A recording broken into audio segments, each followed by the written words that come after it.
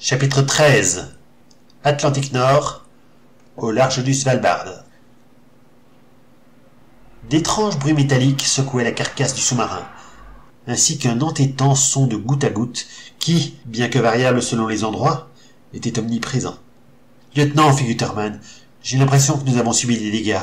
Nous devons former des équipes pour vérifier la pression dans les ballasts et évacuer l'eau. »« Silence !» ordonna le lieutenant.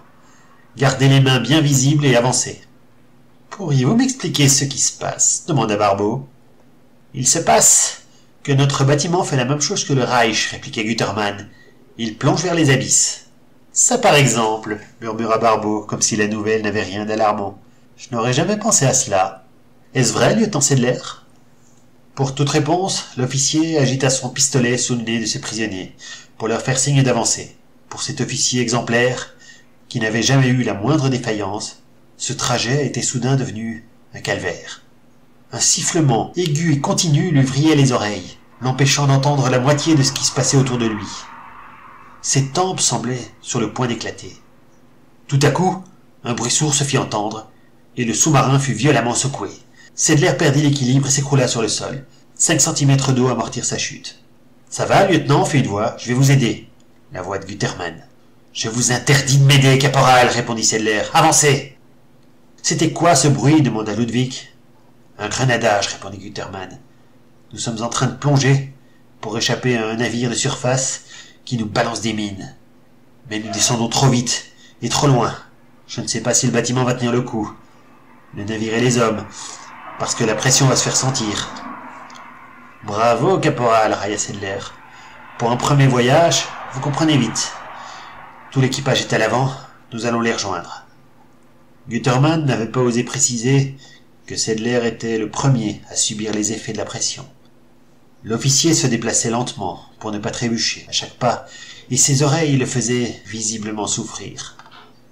Pendant quelques secondes, le mutin évalua ses chances de succès s'il se précipitait sur l'officier pour le désarmer. Puis il renonça à cette idée. La survie du sous-marin passait avant tout. Lorsqu'ils arrivèrent dans le poste de contrôle, tout l'équipage s'y trouvait, en effet. Le commandant ne daigna pas même leur accorder un regard. « 160 mètres !» fit la voix d'un contrôleur. « Continuez à plonger jusqu'à 200 mètres. »« 200 !» murmura Sedler, et il s'appuya à la paroi pour éviter de perdre l'équilibre.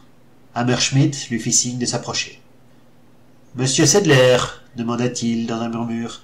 « Est-ce que ceci est un navire de plaisance ou un bâtiment de guerre ?»« C'est un bâtiment de guerre, commandant. »« Alors, comment se fait-il que vous arriviez en 10 minutes, là où tous les autres ont mis moins de 35 secondes, et de surcroît en titubant comme un ivrogne ?» Tous deux étaient obligés de parler à voix basse, en raison de la poursuite dont le sous-marin faisait encore l'objet. Mais cette situation n'avait visiblement pas privé Hammerschmidt de son cynisme. Une bagarre à l'arrière. Un homme a été tué et ces deux-là sont consignés.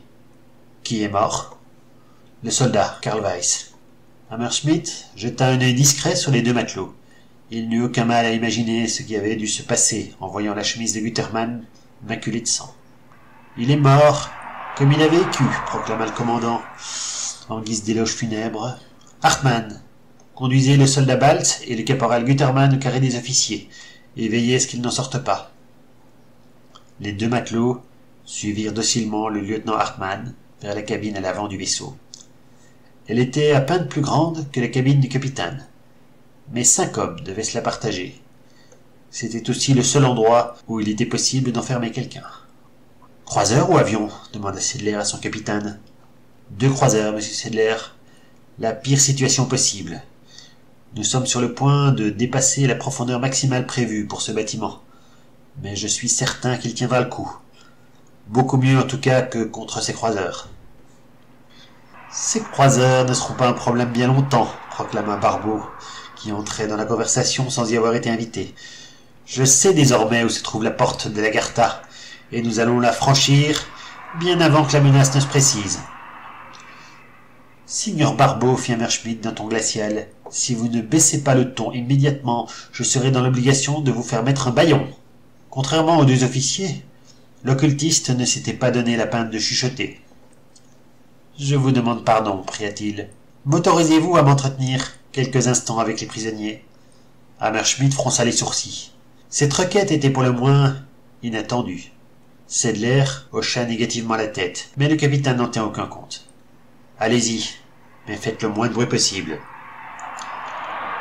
Comme le sorcier s'éloignait, Hammerschmidt reporta son attention sur Sedler. Je préfère qu'il soit enfermé avec les prisonniers plutôt qu'à marmonner ces histoires de sorcellerie à l'équipage. Ça les démotive dangereusement. Quelle est la situation à l'arrière? Pourquoi Albrecht et Feuerbach ne sont pas ici avec les autres? Albrecht est blessé et il ne peut pas se déplacer, et je n'ai aucune idée du sort de Feuerbach. Gutermann a remarqué des fuites et prétend que le bâtiment ne tiendra pas le coup. Sur ce point-là, il a peut-être raison. Bien que pour tout le reste, il n'est pas fiable. Je pense que nous allons couler si nous ne remontons pas rapidement. Le bâtiment tiendra le coup, répliqua Hammerschmidt. Et si vous voulez tenir le coup vous aussi, prenez ça. Il lui tendit une petite boîte en carton, bariolée de rouge et de bleu. De la pervitine, souffla Sedler. Mais je pensais que... Vous pensiez que je n'aime pas ce produit, et vous avez absolument raison, compléta Hammerschmidt. Il a de déplaisants effets secondaires, si on en abuse. Mais on n'a pas toujours le choix. Et en ce qui vous concerne, si vous devez en prendre une et une seule fois dans votre putain de vie, c'est aujourd'hui et maintenant. Ensuite, vous prendrez 3 hommes, plus Gutermann, et vous superviserez les réparations. S'il tente de vous prendre votre arme, n'hésitez pas à l'éliminer, au couteau de préférence. Une seule pilule, monsieur Sedler, ça devrait suffire. Le lieutenant déglutit en avalant la drogue. Comment vous sentez-vous? Demanda le capitaine. Je suis prêt à affronter la Royal Navy à moi tout seul, capitaine, s'exclama Sedler. Je vous en demande pas tant. Faites simplement ce que je vous ai ordonné.